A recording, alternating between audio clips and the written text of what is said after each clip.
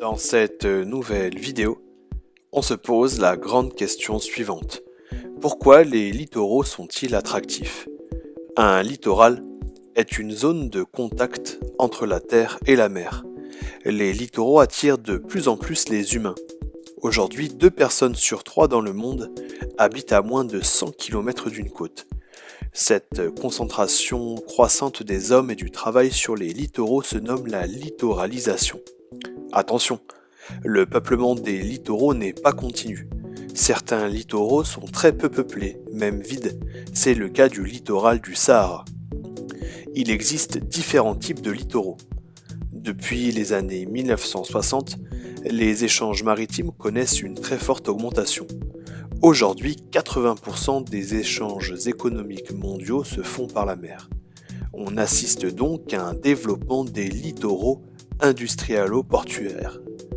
Un littoral industrialo-portuaire est un littoral qui concentre des activités portuaires et industrielles. Ces espaces se caractérisent par de nombreux aménagements.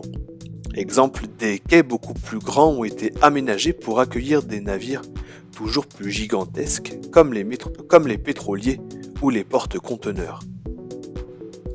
Avec plus de 1,2 milliard de touristes par an, les mouvements de touristes sont en constante augmentation depuis les années 1980.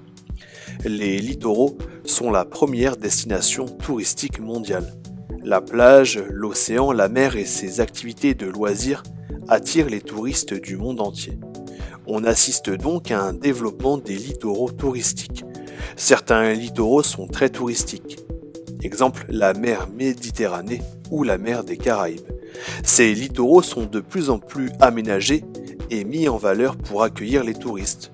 On y retrouve des hôtels, des résidences ou bien même des ports de plaisance. Du fait des activités humaines et du changement climatique, l'environnement des littoraux se dégrade. Les usines, les navires, le tourisme de masse polluent les eaux marines.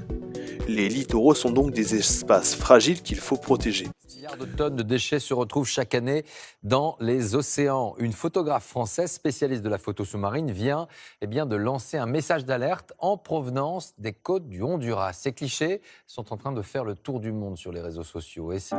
Cela ressemble à une île, longue de plusieurs kilomètres, exclusivement composée de déchets.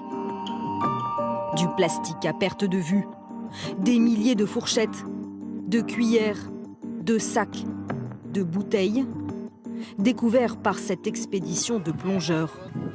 Ils ont mis au jour cette concentration de détritus d'une densité étonnante.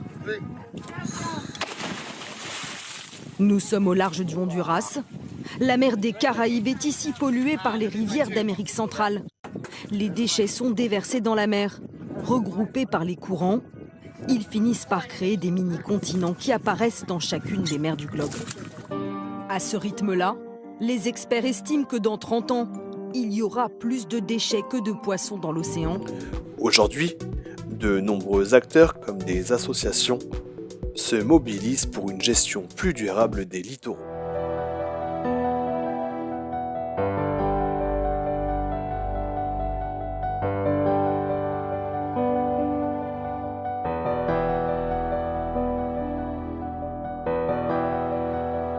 Okay.